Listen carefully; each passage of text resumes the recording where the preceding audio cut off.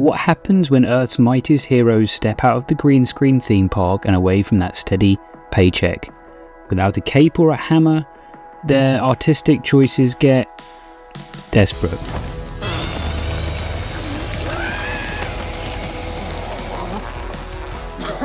I'm that bloke in seat F-18 and welcome to Avengers Disassembled. This is where we dissect the catastrophic cinematic misfires these actors made on their downtime and exactly why they inevitably come crawling back for that fuck you Marvel money. You could not live with your own failure.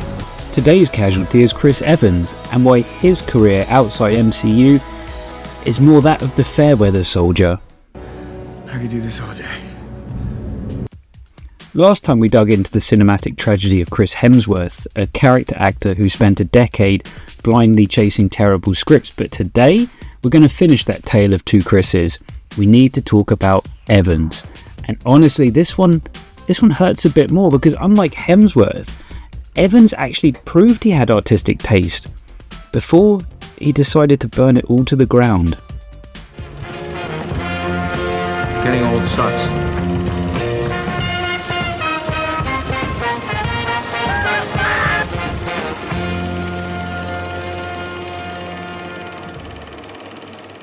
Alright, let's be fair and build up the goodwill.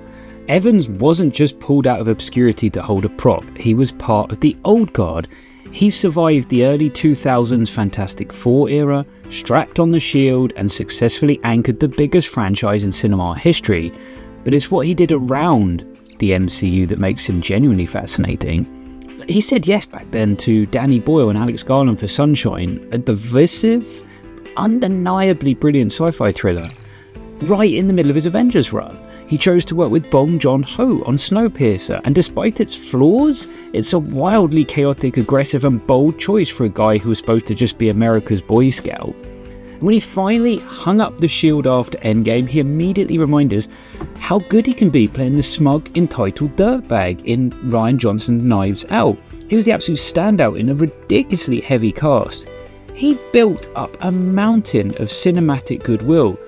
Here's the dark secret Hollywood doesn't talk about. Nobody actually brought tickets to see those bold choices. So when he tried to leverage that peak Endgame fame into massive theatrical paydays, the general public completely rejected it. Case in point, Lightyear. Seriously, who fucks up a Pixar choice? You hand the keys to one of the most beloved animated characters of all time to Chris Evans and it becomes a catastrophic $200 million historic bomb.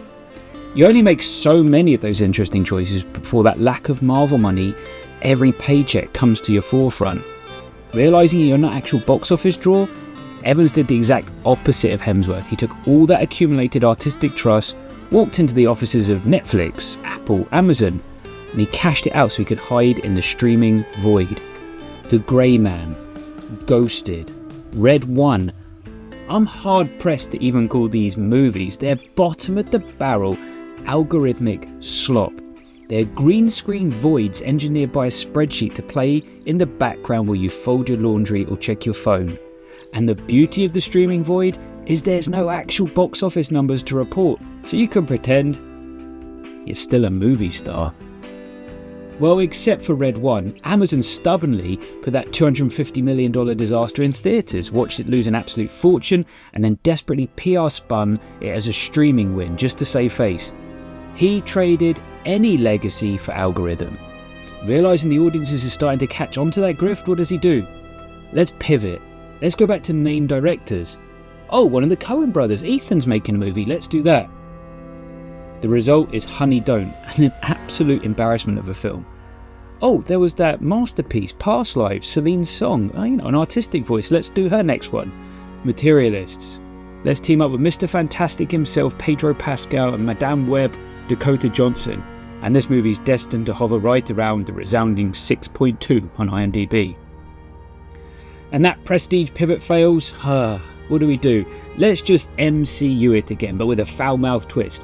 Throw on the old Fantastic Four suit, drop a string of expletives in Deadpool and Wolverine, and let the nostalgia dopamine hit. And this brings us, or namely Chris Evans, to a massive cinematic crossroads. What's next? Do you go back to that wild, bold choice with an acclaimed filmmaker? Do you make another $250 million dreaming mess with The Rock? Or do you pivot? And we all know how this industry works. Where did that bring you? Back to me. Yay, Cap is back. Front and center of the marketing for Doomsday, the first teaser, Steve Rogers will return. Because they always return. Next time on Avengers Disassembled, Scarlett Johansson. She sued the mouse, escaped the MCU, and traded the Avengers for a T-Rex. But as we'll find out, dead characters have a funny habit of resurrecting.